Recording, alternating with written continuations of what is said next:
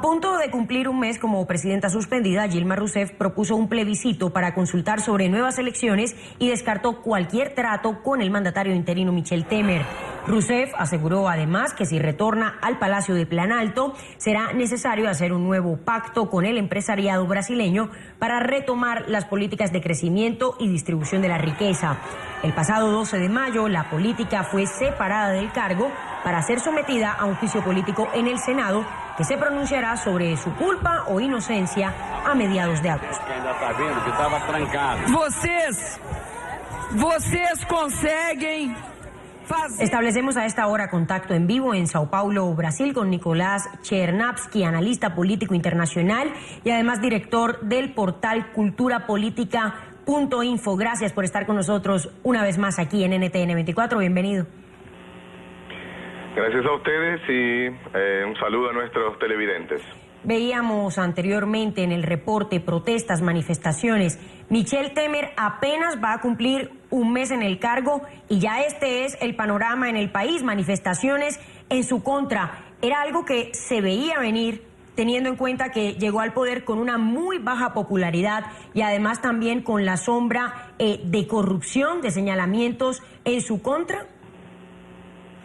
Y en realidad es algo que se venía venir porque el cambio que hubo en Brasil no fue apenas un cambio de presidente, no es que apenas salió el presidente y entró el vicepresidente, fue un cambio del campo político que gobierna. Entonces, en las elecciones de 2014 ganó Dilma Rousseff con el campo político progresista y el vicepresidente Michel Temer formó un gobierno con el campo conservador, con el campo al cual Dilma Rousseff venció en 2014. Entonces, imagínense ustedes si Barack Obama en Estados Unidos sufre impeachment, asume el vicepresidente Joe Biden, ¿y qué hace Joe Biden? Forma un gobierno con el Partido Republicano. Imagínense lo que ocurriría en Estados Unidos. Entonces, eso es lo que ocurrió en Brasil. El vicepresidente asumió el gobierno y formó el gobierno con el campo de oposición, con el campo conservador, incluso con el partido del candidato derrotado en 2014. Entonces, las protestas tienen mucho que ver con eso y además tienen que ver, como usted mencionó, que el campo político de Temer, sus principales asesores, sus principales ministros, están involucrados en todo aquello en que la gente estaba protestando antes del impeachment. Entonces ocurrió el impeachment y aún incluso las personas que fueron a las calles en favor del impeachment ya no están apoyando en gran parte el proceso de impeachment porque ven que aquello que ellos querían no fue implementado con el gobierno Temer. Claro, y entendemos la situación y también gracias por ese ejemplo que usted exponía.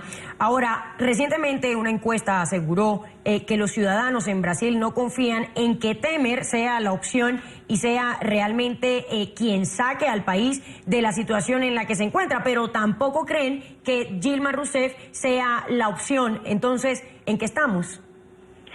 Justamente, interesante cuestión. Por eso existe una tercera alternativa.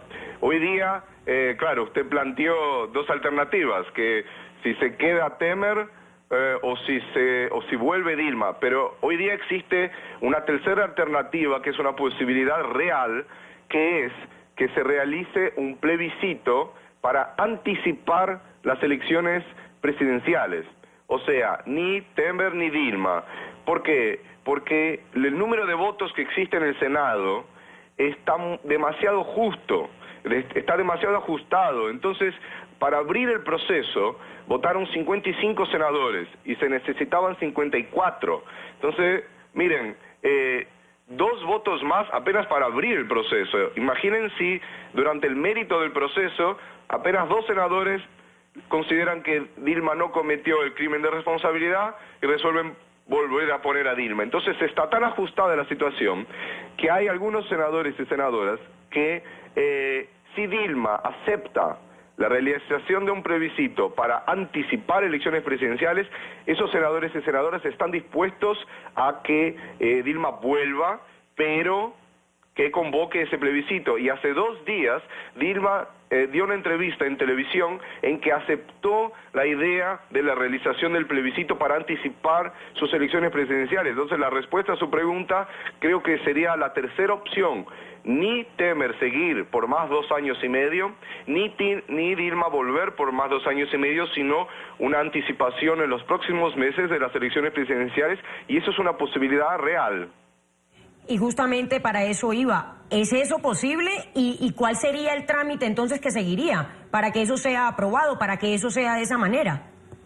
Eso es posible, pero quien lo tiene que aprobar legalmente es el Parlamento. No es el presidente en Brasil que decide la convocación de un plebiscito de esa naturaleza. Es el Parlamento, pero el apoyo de Dilma es muy importante porque si ella no lo apoya, los senadores y senadoras que podrían hacer que ella vuelva para la convocación del plebiscito, probablemente no lo hagan.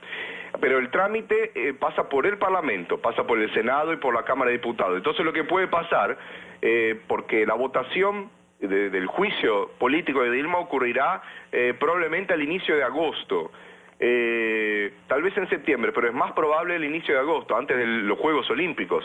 Y el trámite sería que Dilma vuelva, o sea, que no se llegue a los 54 senadores y senadoras para retirarla definitivamente del cargo, pero ni bien ella vuelva, el Senado aprobaría la convocación de un plebiscito para que la gente decida si quiere anticipar las elecciones presidenciales. Después ese proyecto tiene que ir a la Cámara de Diputados, pero a mí me parece que si Dilma vuelve al cargo, en la Cámara de Diputados era tan grande el porcentaje de diputados que votaron en favor de su alejamiento del poder, que es muy probable que sea aprobado también en diputados. Entonces el trámite sería ese.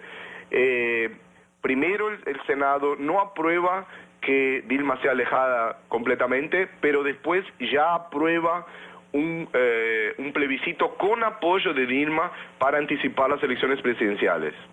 Pues muchísimas gracias por su análisis, como siempre, para NTN 24, Nicolás Chernavsky, analista político, quien nos acompañó desde Sao Paulo, desde Brasil. Un muy buen día, señor. Bueno, buenos días a ustedes también. Gracias.